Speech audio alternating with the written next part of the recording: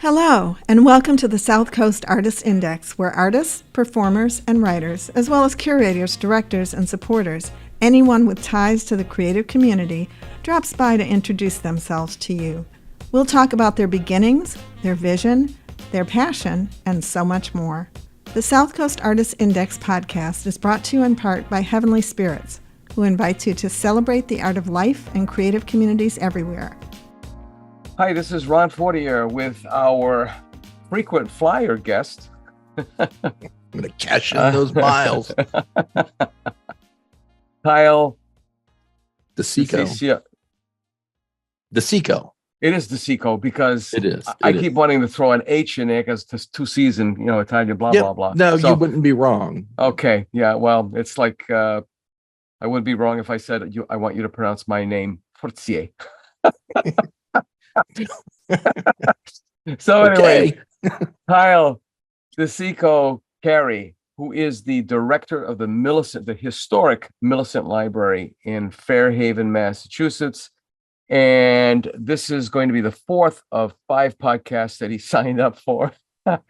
And last time we discussed R. Swain Gifford, which, wow, did that open up a hole in my mind for further research about the great beyond and painters and so on and so forth. But anyway, who are we going to talk about today, Kyle? We are going to talk about another Gifford. I thought maybe I'd get lucky in like more hauntings or something. This is Charles Henry Gifford. No such luck. This guy was really rude. He didn't possess anybody after he died. He's Wouldn't want to. That's true. I mean, if you look at what's out there. Yeah. But yeah, Charles Henry Gifford. I don't know that they were related. Probably it's some distant, but no, I'm not directly related. So this Gifford, Charles Henry, was born in July 1839. As we see, his father was a ship carpenter, as you know, no surprise there. I'd like to find out a little bit about the family, what dad did, what mom did, it's really hard to find out things about, especially the mothers. But his mother's name was Betsy. She was born Betsy Barstow. She was born in Mattapoisett, and she died of tuberculosis in 1891. And Charles would eventually die of tuberculosis. His father's name was Benjamin. He lived to be 87 years old. His death was listed as old age.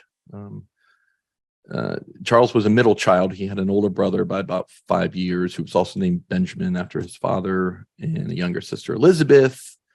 She's about 6 years younger. Benjamin died in 1865. His death record note that he died of congestion of the lungs on a passage from New York to the West Indies.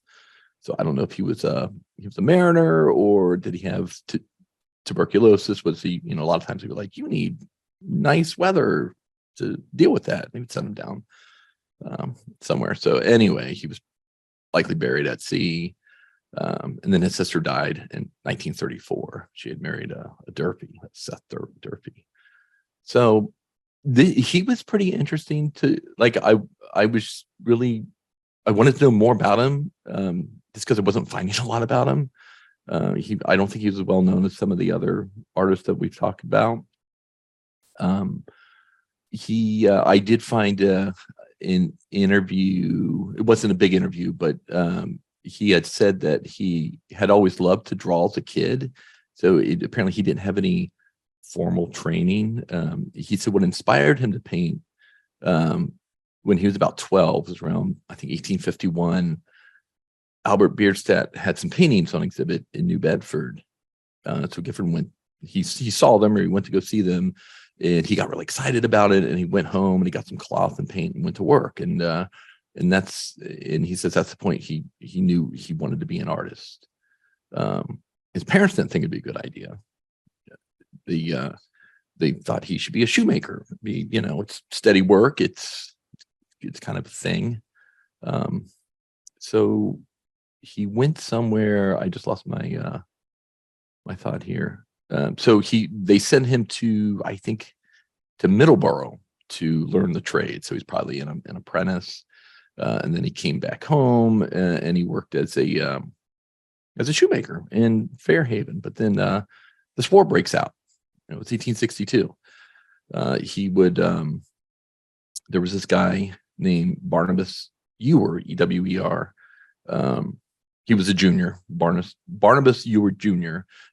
So he was recruiting a company of volunteers to go south and fight. And the company is made up of troops from Fairhaven, Mattapoisett, Lakeville, Rochester, Marion, and one guy from Litchfield, Maine. So altogether, 101 men joined up for this company. Gifford was one of 42 from Fairhaven to volunteer. It's Company I of the 3rd Mass Regiment, and they all signed up for a term of 9 months. And I think it's interesting because Gifford goes to war and he sees some stuff, but I don't think he really covers that in any of his topics. He was a marine painter.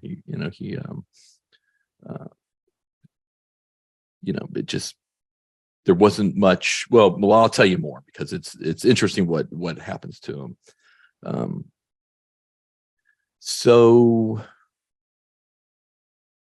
there was. I actually have a side story about the company that he joined, which I think it's a little known bit of local history that I thought was fascinating when I found out about this several years ago. So when Company I came back from the war 9 months later, they brought back with them a man named William Scott.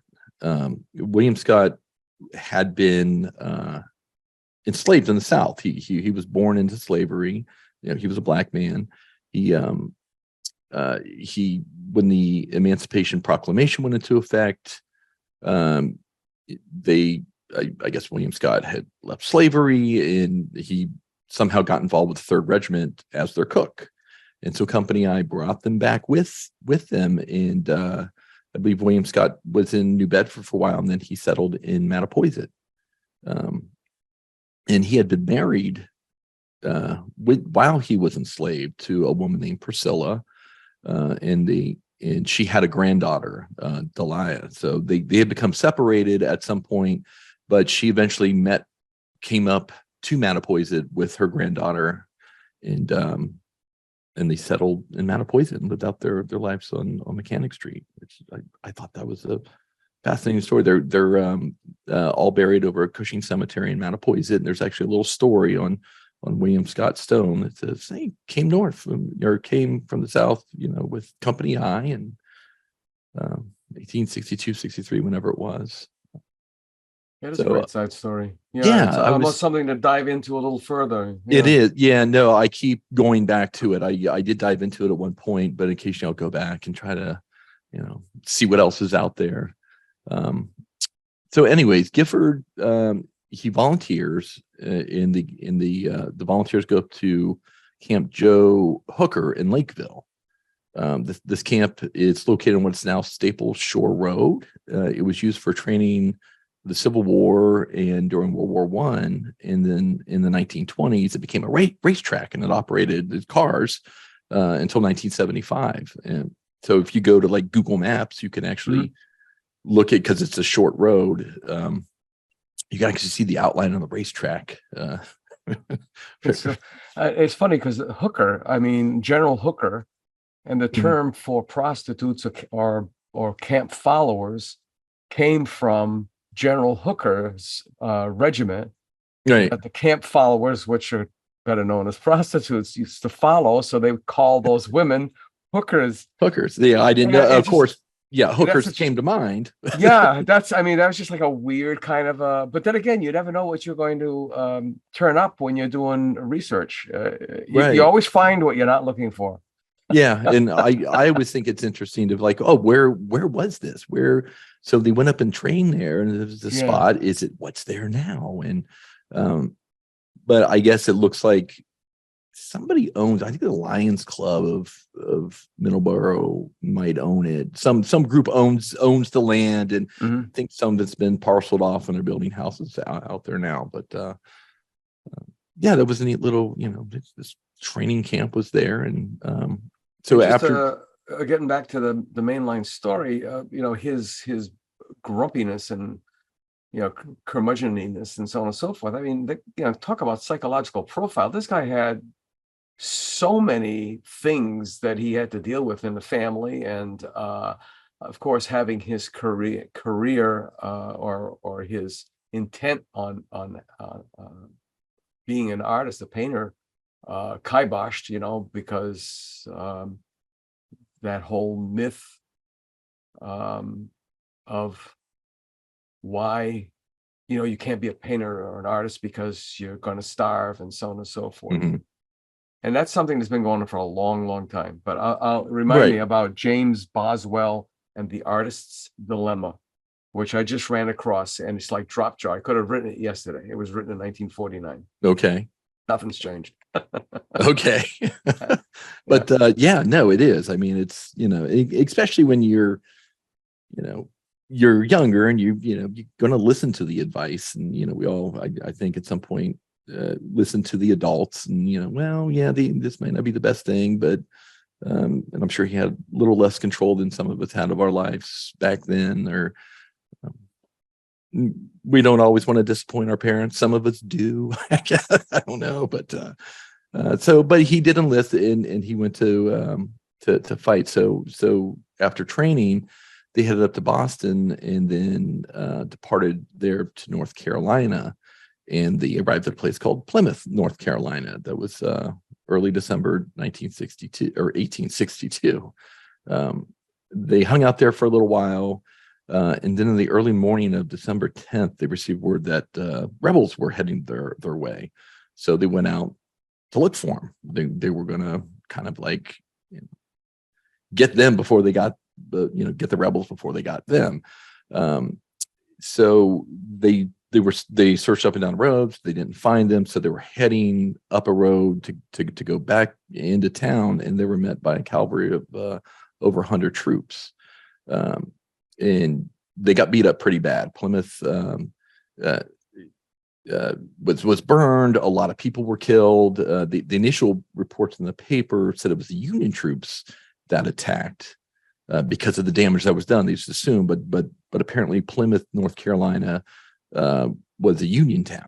They sided with the Union. So the Confederate troops burned much of the city, and a lot of the citizens were either killed, they were shot, or they drowned trying to escape.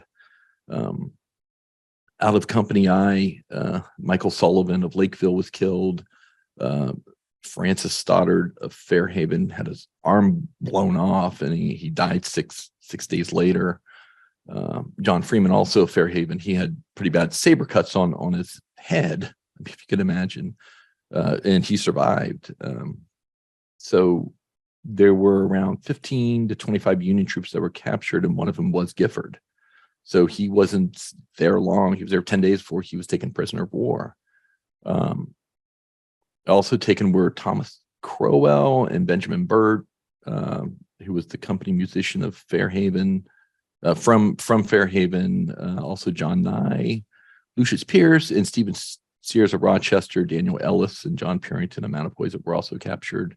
And I think there were other ones, but I found some news about this battle and who was captured. So they were taken to Libby Prison in Richmond, Virginia. So this was one of the. I mean, all prisons, I'm sure, during war are bad, but this is one of the top bad ones there. This was a former warehouse that stored food and groceries. Libby had like I said, a bad reputation. And actually, in November 1863, the New York Times published a letter on the front page from a writer who had escaped the prison. And a lot of what he said was backed up later from reports of former prisoners and things like that. But he told of how the he explained like the setup of the prison, and in the ground floor had a cookhouse and a room for storing the dead until it became full, or the stench was overwhelming and they had to get rid of the bodies. So there's like they were making their food there, and then right next to them there was the dead. There was 2 rooms on the second floor, One held around 400 soldiers, and the others held about 100 Union citizens that had been there since the start of the war. The third floor consisted of 3 rooms. They held about 200 troops each, and there was just a small window in the rooms that let in a little light. And it was said the space was so crowded with people you couldn't read anything in the center of the room during the daylight, because it was just packed. There were other reports from escaped prisoners that talked about other cruel and inhumane conditions. Some said the guards would get a few prisoners together to tell them one of them was to be executed, and then make them pick who would be. After the war, well, I thought this was interesting. The prison was turned into a museum, but it was moved to Chicago. This was in the late 1880s, and it operated as a museum. And then by 1900, it had been demolished. But there is, where the museum was there is a plaque noting that it was the site of there. And just across the street is the Virginia Holocaust Museum, which I don't think there any. I don't know if that site was picked because of this relationship, but there was also a slave jail, a notorious slave jail in Richmond, I believe. Yeah, I mean, you think of the most horrible thing you could do to anybody, and the owner operator of the slave jail was in a relationship with one of his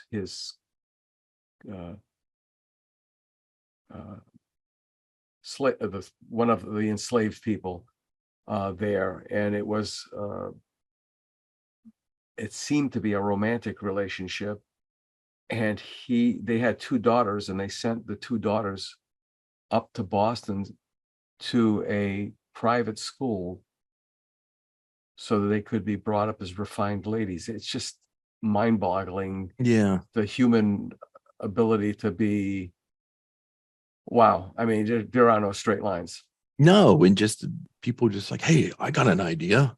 Why don't we do this to them? Yeah. Yeah. Really? Yeah. Yeah, that takes a lot of hate right there, or a lot of I don't know what it takes. Do you think that Henry painted these maritime scenes more as therapy than, he had the bug, he wanted to be an artist all this time. Sure. Do you think he painted strictly, it was like therapy, it was soothing for him? Yeah, he had to cope somehow. I mean, nobody could leave that and not be affected by it. I mean, I can't. I don't see how you could, but yeah, I could see where that would be his a refuge, sanctuary. Rather than, I think, who was it? Francis Millet, who had been born in Mattapoisett. He was in the Civil War. I think as a drummer boy, and then later would cover wars. And I think he did do war paintings. And then he went down on the Titanic, right? And then went down on the Titanic. Yeah. Wow. So but everybody deals with tragic events differently, and so yeah, you're right. He very well could have did these scenes as a way to cope with that. So he was there for a couple months. Now I read this prison was for officers, but I think they just started putting anybody in there at some point. They had smaller prisons there where they would transfer people around. Before I read he was there at that particular prison. And then he was transferred to a parole camp in Maryland. And I didn't know this, but so prisoners could be paroled. They would be released on parole, and they would go to these camps run by their own side. So he left for a parole camp that was run by the Union side, and they could be released, but they could not return to combat. So it was just one of these, like, okay, that's a deal. That's how we'll run this. So was a parole camp sort of a halfway house? Because I mean, these guys had to be, my God, they had to be like walking skeletons. The horrors that they endured were worse than battlefield horrors. I would think so. Yeah, I would think it was probably where they would go to recover, and then they were like, okay, we're parole, you can go home, but don't you go back to the When I read that, I was like, oh, okay, that's weird. But you're going to like make them pick who dies, but then you're like, you can go back to your side on parole, but you just can't come back to war. And they would honor that, as far as I know. But then again, it was a very still strange time because some of these generals were West Point classmates, and in the middle of a raging battle, it would just stop, and it'd be a temporary truce, and the Confederate general would come over to the Union side with a silver tea set as a gift because he had heard about the birth of the Union general's child. Right. And it's like, what? It's like, okay, is it good? You like it? Okay, good. Here's the receipt in case you want to return it. And boom, let's stop fighting again. Yeah, we picked it up at the place you bombed just like 2 days before you shelled it. But, it's an import. There's a series of paintings I want to do. I don't know what they'll look like, but I do know the title of the series is "It's a Lie. We've Always Been This Way." Okay. Yeah. No, that's true.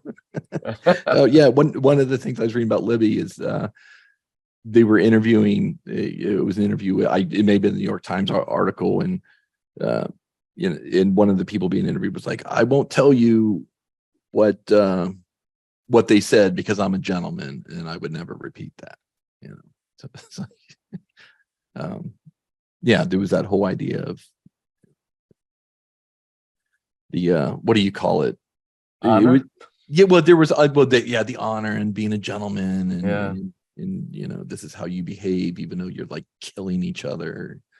But we do it civilly. We do it civilly. We don't use foul language. Yeah. So in late June 1863, Gifford was released as part of a prisoner exchange.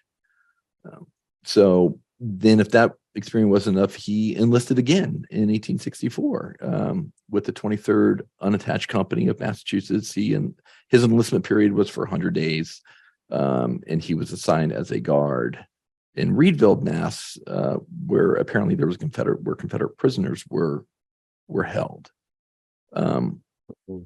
I don't know. I see that was kind of, I was looking for, that's one of the rabbit holes that I went down. I'm like, well, where was this? And I really couldn't find much on that, but there was a training camp in Reedville, which is actually where the Mass 54th trained. So they either had prisoners there for a short time, or my source, it was probably Fort Warren at George's Island in Boston, where they did hold Confederate prisoners. Yeah, all I could think of is like, boy, if there was an opportunity for vengeance. Yeah, did he do anything? Yeah. Gee. Yeah, I mean, I can go on about that being human and all that stuff. And so this guy who's like painting these serene scenes, was he like pulling fingernails out when he was Exactly. So when he came back from all that experience, he was like, no, I'm not making shoes. Like, maybe it was just like, forget it, life's too short. He started with his artwork. So in 1865, he sold a painting of Palmer's Island, which led to a commission for a larger painting, and that was it. He was like, I can do this. I can sell. I can create art. And all this time, which I think is fascinating, is, I mean, at least he claims that he had no formal training, that it was self-taught. I don't know. I just find that like nothing, no training, but he opened a studio above the art store of Leonard B. Ellis, which I found, like, and I also like to find out where things were. I found this in the directory at 40 William Street. I'm not sure what's there now, or if that's if that address lines up to today's addresses. I'm not sure when New Bedford standardized or maybe changed. There was a shift, I think, at one point. I don't remember. It's been too many years. Right. But Ellis, in addition to paintings, he did like custom gilt framing, mirrors. He did room moldings, and he did other art that he sold. But he also wrote a history of New Bedford, published in 1892, which I thought there's always been this connection between art and history, that there's been a fascination with artists and history, like with Eldred. He wrote a lot about local history, and so the New Bedford Evening Standard noted Gifford's paintings were displayed in Ellis's window, and they commented on it. They said, well, Gifford will make Gifford will make an artist. Not a fine artist or good artist or bad artist, just an artist. I'm sure that was implied that he was on his way to being a pretty good artist. Yeah. Another time there was a newspaper commenting on his work that was displayed at Ellis's, and it said it has some of the defects of a young and inexperienced artist, yet it is a picture which holds out good promise for the future. Okay. Yeah. It was an honest opinion, and I didn't tear him down. They just say, hey, not bad for the first one out of the box, Right. And I don't know if that was, if it was known he didn't have training, but Gifford said he had never had any real advantages in the way of instruction. He worked in oil, watercolor. That painting still exists, doesn't it? Which the Palmer's Island. I believe so. I'm trying to remember. Town Hall in Fairhaven has one or two of his works. I'm trying to remember which ones they are. We have one called A View of Fairhaven. It looks like he may have done it from Oxford, from his home. He lived on Lafayette Street. He built a house there, I think, in the 1880s or 90s. And he may have did the art from there.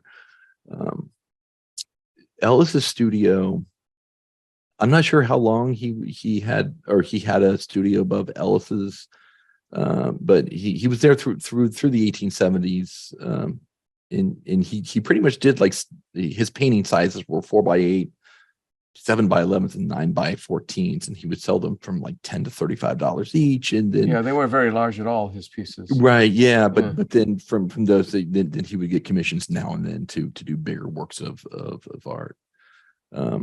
At one point, he also had works on display at Pierce's Art Gallery on Union Street. I'm not sure where that is. Again, at the time, it was like 144 Union. In New Bedford or in New Bedford, yeah. Okay. And then another thing I found interesting that he did, he was selling stamp tidies and splashers at the New England Embroidery Company, which I didn't know what those were, but they're embroidered, I guess, cloths or things that you would like put on furniture. But they were his works, and what I was reading was that he did them. So, so he was, Wow. So and they were scenes of Fort Phoenix and Woods Hole and in Mattapoisett. This is in the 1880s. The article that I read that talked about this said that they are very much admired for the faithfulness of portraiture and facility with which they can be worked. And if you want one, you could do no better than to buy them at the New England Embroidery Company. That was on Purchase Street in New Bedford. If anybody's curious about this, it was number 29 Purchase Street. If you want to do some sleuthing to figure out where these stores were. He did go to New York in the early 1870s, and he studied works, and he would go and study works.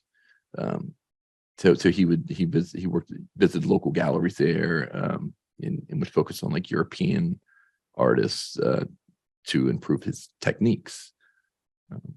He mainly did local traveling to do scenes along the New England coast and New Hampshire. The only time I found he went overseas was in 1879. He went to Great Britain to sketch the coast of Scotland and Ireland.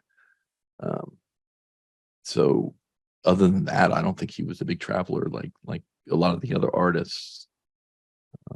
Yeah, Scotland. It's around that time where there's that wildness thing. That Hmm. back to nature. I forgot what it was called now. It's been so many years since I taught art history. But yeah, there's this wildness thing. They were really crazy about wild scenery and wild places, Hmm. untouched. Right. Yeah. Pristine. Yeah, yeah. But like oh God Almighty, Casper, David. I can't. Three names. I'm only remembering two of them. But anyway, Okay. there's so many of them that did that kind of thing, trying to capture. They thought that was the new cathedral, was nature. God was Right. in these places. Yeah. Right. Yeah. And they were, trying to reflect that. Yeah, exactly. Wow, what an interesting guy. Yeah. I mean, but it's like, I want to know more about him. And I didn't find out, just because like a lot of these other artists, I think were better known at the time. And, Mhm. and so they would be in the news more, there'd be stories about them. There was I mean, there have things been written about him, but nothing that I found. It's like a big, like a comprehensive history of his life. Mhm. Some of it looks like his granddaughter, I believe in the 70s, loaned some of his diaries, a autobiography, and some works to the Smithsonian, which they microfilmed. So I would love to be able to look at those. Well, you're an archivist, and historical documentation, journalism, anything where pen goes to paper. There's always this attitude, and when I say attitude, it doesn't mean good or bad or even indifferent. But there's Charles Henry Gifford. Yeah. Let's talk about R. Swain Gifford. So people go to what they know, so to Sure. speak. So now a supposedly minor guy remains supposedly minor because he's never been major. And also too, the research of the time was probably, well, not probably, is much more difficult. I mean, now we Google it, Right. Yeah. and but this, and I think that's what happens, between um, the attitudes and perceptions of the time period, that contemporary the time period, um, uh, and um, and the ability to ferret out information, and I think also interest. If there's nobody who wants to be the banner bearer for a specific individual, how will we know about them? Right. Well, there's also we have to pay the bill side of it too. Like how, if you wrote a book about Gifford's life, how much How many interest, people would care enough to buy the book, right? right? Yeah. I mean, I think there's been articles and things like that. And I know the New Bedford William Museum has done exhibits and has done some research about him in some of their publications. But yeah, I mean, there's always that too. I mean, and many of these artists don't have that, but they, books about them like you would. I don't think of some of the, now I can't even think of a famous artist. Bierstadt. I mean, we always go back to Right. him because a lot Yeah. of people would equate, New Bedford painters to Bierstadt, who's not even really a native. Sure. And then, and again, too, it's really easy to be overshadowed by these people who, in their contemporary life, were major players, and somebody like Charles Henry Gifford, who didn't achieve that status for whatever reason. And it doesn't mean that he wasn't,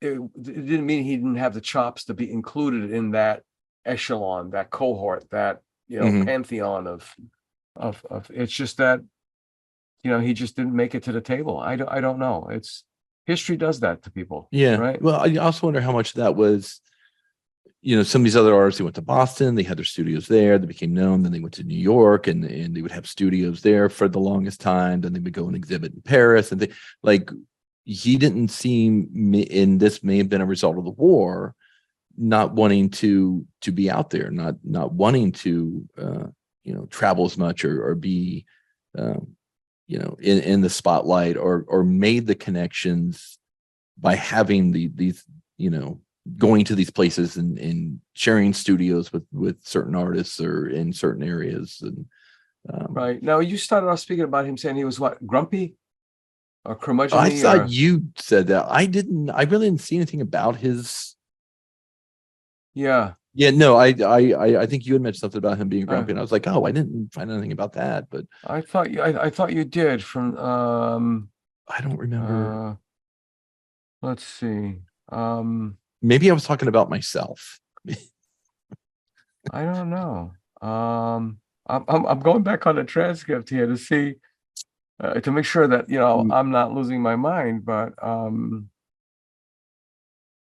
or maybe I'm losing my mind. I don't remember reading anything about him. He was really rude. I knew you Rude. said something. He was rude. Oh That yeah, was the because word. he didn't possess somebody. Yeah, that's why he was rude. Yeah. So again, maybe he was he was short with people versus short-tempered. No, I mean, I was joking when I said he was rude. Okay. Because he didn't possess anybody like Robert Swain Gifford did. Okay. I'm sorry, Okay. All right, my fault. Okay, my bad. But then again, too, it's personalities, and the more I read about, I'm watching this series on YouTube. Bloomberg produced them. It's called Brilliant Ideas. It's about all these incredible contemporary artists, and the real thing is that that saying that people flip upside down to the negative of being, it's not what you know, it's who you know. It really is true. I mean, you can't being an artist is not like building a better mousetrap and the world will beat a path to your door. Right. It's about, you got to be out there. You got to be hobnobbing and that kind of thing, I guess. Maybe he just wasn't one of those guys. Well, that's what they tell you, like, as going through like library and school and stuff. Like, no, you got to network. You got to be at all of our events. You have to do this. This is how you're going to get a job. Is people are going to know who you are, and then they'll hire you, which is not always easy when you're a working adult. And It's true. You can't be hanging out after hours with work colleagues and things like that. Now, of the four guys that we did Lemuel Eldred. We did Swain Gifford. Mm-hmm. Yeah, who was the? Who was the second one? I don't know. I'm trying to remember. Yeah.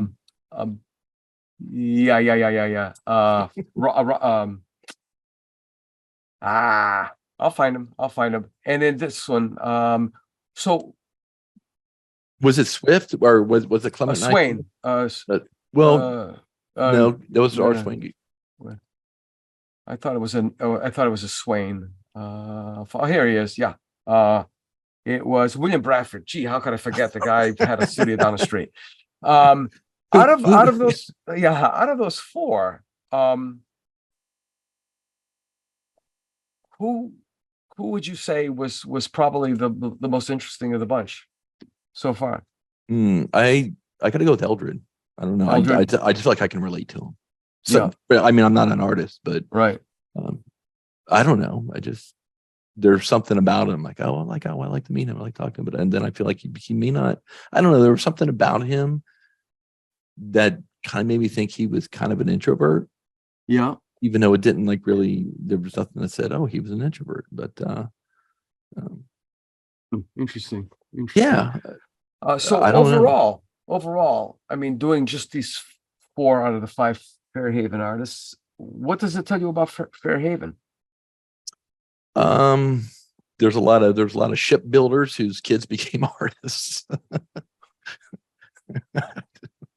This was the service side of the harbor. Yeah, it still is. Yeah.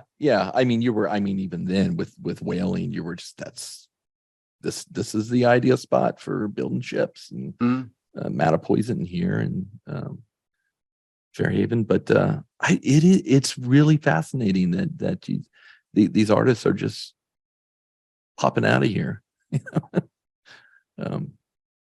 Yeah, no, it's just Fairhaven's a fascinating town, like this rich history and yeah, I don't know what to say about it. It's just incredible. Yeah, it is. I mean, I think a lot of it has to do with Henry Huddleston Rogers. Of course, Right. there's the Delanos and their connections. It does seem to be an epicenter historically for so many things. I just love it when I'm up in Maine and somebody starts prattling on about the first naval battle of the American Revolution up in Machias, and I'm like, no. Yeah. Yeah. It would be great to have a symposium. It would be like the Thriller in Manila with a gorilla or whatever in Manila, Right. like a crazy hyped up thing where it could be, the symposium could be hosted here in this area, and you'd have the Machias experts come down, and you'd have the Fairhaven or the Whaling Museum or whatever, the people who are just as adamant that the first naval battle against the sloop Success was right in sight of Fort Phoenix, and just let them have at it. I think it would be fascinating to see people really going to the ground to push that agenda. Right. Have you found a thread? I mean, other than Shipbuilder Sons and that kind of maritime connection to all these guys? I mean, they all knew each other. I mean, Yeah. I think that's pretty clear. I mean, one of the things I read about Gifford here is that Bierstadt's sister had helped him out, like making connections to sell his art, and he even published a book that she'd helped him. I don't remember all the details, but they clearly all knew of each other and probably met each other, and I guess it shouldn't be a surprise. I mean, they're artists living in the same area, and they're going to cross paths, but Right. they were all white men. I don't. Yeah, and I think that goes back to women too. Like there are women artists that need to be explored, and I'm sure there's artists of color and so on. It's just but are these people we'll ever know about because of these like connections you had to have and these advantages that you had to have, which. Yeah, on some level, these artists did have, some kind of connection or some kind of help or some, even if it was just being in the area where you can take your, go to a gallery, open up a studio, and someone says, "Hey, that's pretty good," where it's going to get recognized. Yeah, exactly. I mean, again, things change, and and nothing changes at the same time. It's all probably pretty relevant. Going to the women artists, I know that Naomi Slip at the Whaling Museum has really made an effort, especially in her Reframing the Landscape exhibit, which is still up as of April. I don't know how much longer it's going to be up there for, but she's made an effort to make sure that the women had a wall, so to speak, had a presence there. And it always seems like they did still lives and they did all the more genteel kind of, it's just attitudes. It's all about attitudes and perceptions and such. Have you run across any women in researching these four artists so far? I have. We actually have works here that we don't know much, at least I'm not finding much about. One of the things that I'm working on doing here at the library is we have all these works of art up, and some of them have little to no information about what they are, or or was donated by somebody who was the relative of so and so. Just so that's it. And I'm trying to remember the woman. We have a collection of our art here. I'm not thinking of her name right now, but it's even the display that we had out here before was like, we don't know much about her. If you know anything, let us know. So yeah, I want to go and kind of update these, and I've already started on that. And yes, I do have a copy of that here at the library. And she knows, I was just holding up a copy of Artists of New Bedford, a biographical dictionary written by, edited by Mary Jean Blasdale, who was the former curator of art at the New Bedford Whaling Museum, and she is the inspiration for this podcast. And speaking with you about these artists, the reason why we, I cut out a newspaper ad that she put, begging, pleading people like, hey, here's a list of artists I'm looking for. Do you have a birthday? Something, anything, to go by, because unfortunately, a lot of these people have been lost to history. They've been lost in the dust of the giants of Beardstock and Bradford and all those other guys. I don't think we're looking for diamonds in the rough. We're just looking for diamonds that were never found or never counted or recognized, or I mean, the library holds countless treasures, obviously, but it's like that story that came out years ago, part of a motivational speaking thing, Acres of Diamonds, where this South African farmer was just sick and tired of scraping the surface of the earth, to make a living, and he decided to heck with it. So he sold his farm, bought all this mining equipment. He was going to go out looking for diamonds, and he went bankrupt looking for diamonds. He never found any. The person who bought his farm was just standing there minding his own business, staring out in the fields, and he saw this big bright flash in a field. He's like, "What's that?" Walked up to it, and I don't know if this is strictly anecdotal, if it's based on any fact, but he discovered the largest surface diamond ever discovered in South Africa. So sometimes you just got to look down at your feet and see what you're standing on. That's right. Yeah. Well, it's like when you look at your car keys, like they're right there. You just can't see them because you're not looking where they are. Right. Yeah. You gotta look. My wife I'm like, where's this? She's like, you gotta look. Yeah, exactly. So let's wrap up Charles Henry Gifford. What else you got to tell us about it? Not a whole lot. He built a house on Lafayette Street, and he then built a studio there in 1897, where he worked out of until he died 7 years later. So he actually died a year before Robert Swain Gifford in January. Robert Swain Gifford died in January 1905. Charles Henry died in January 1904. And I've also, it may be that book that you showed there. There's a lot of Giffords. Yeah, a lot of Gifford artists. Yeah, there's like a clan of them. Yeah. But I don't know if his studio's still there. If it's Lafayette Street, is that close to Poverty Point? It's off of Main Street, right? It's behind that condominium, that big brick condominium in the Nye property, that gorgeous turreted I think so. Like it sits like right on the water. So that area alone is weird. I mean, Manjiro, Joseph,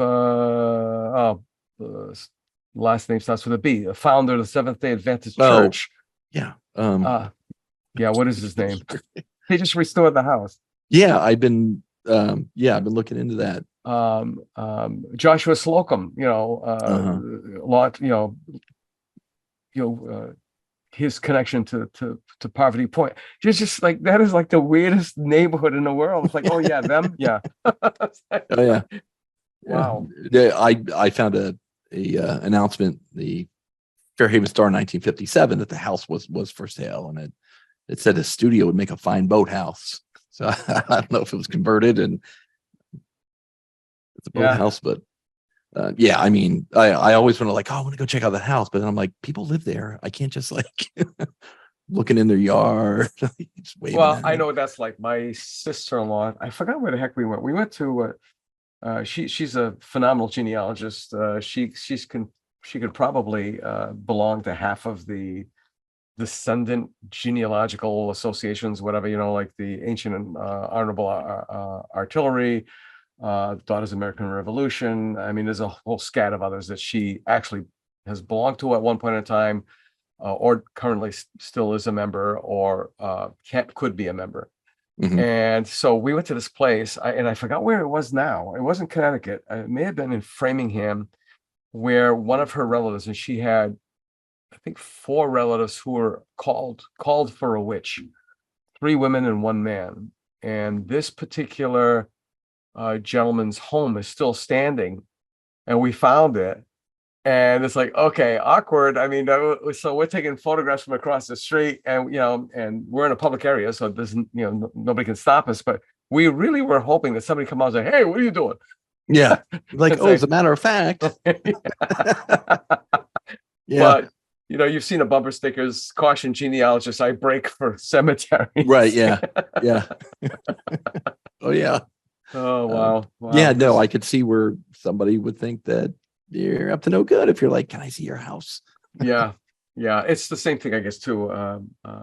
My brother, after our parents passed, his mother, my stepmother, and his dad, my father.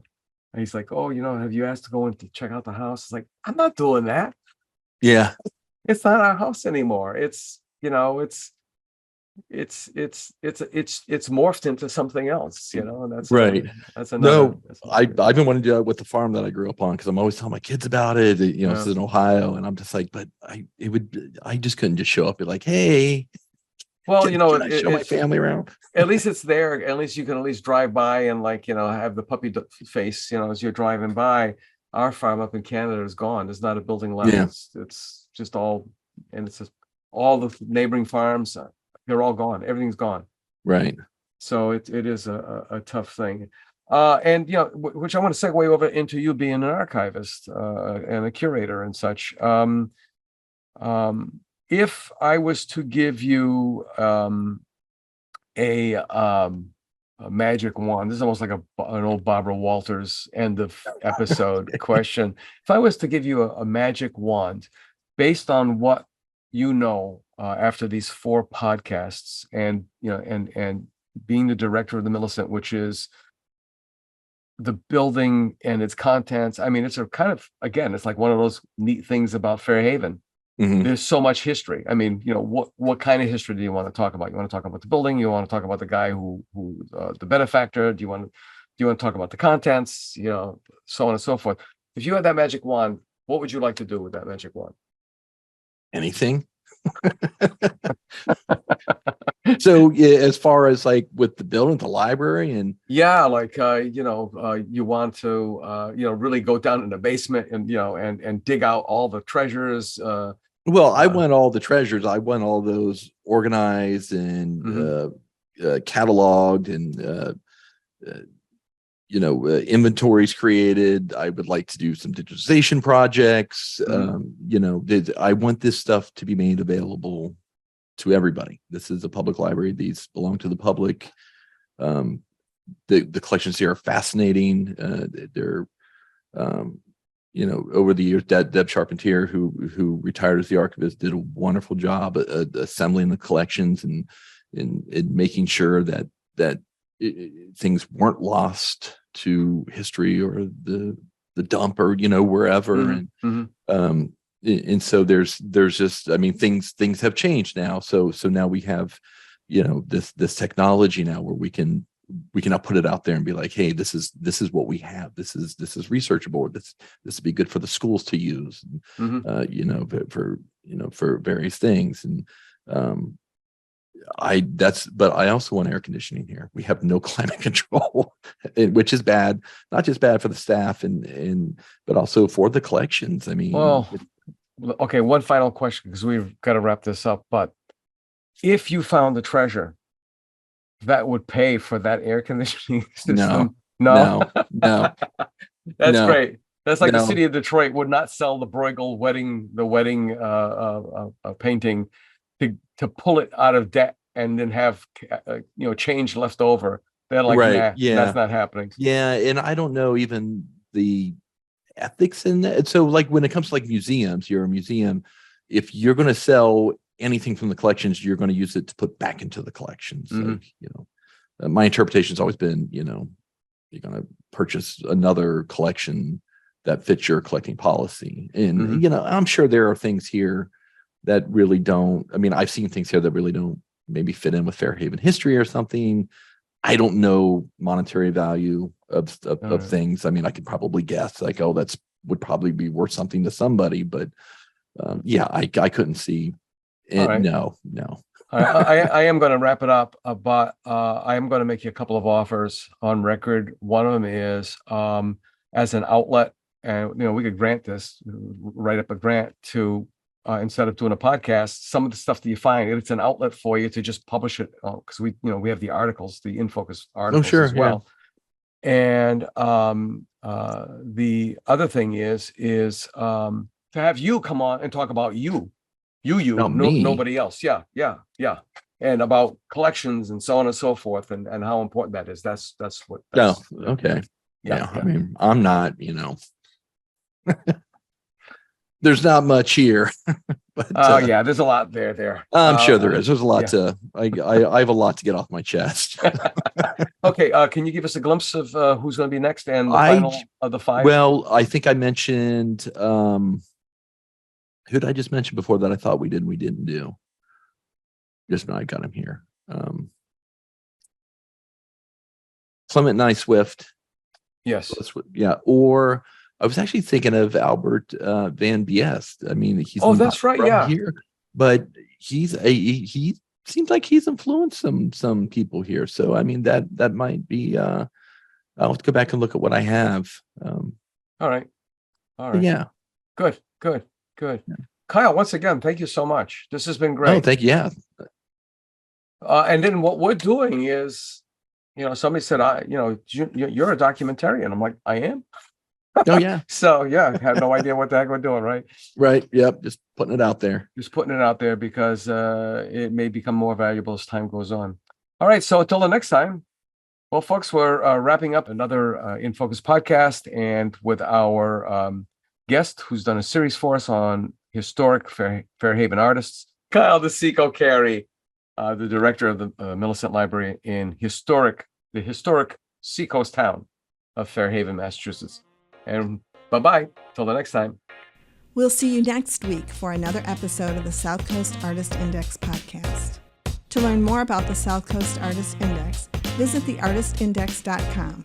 Find us on Facebook, Instagram, and YouTube.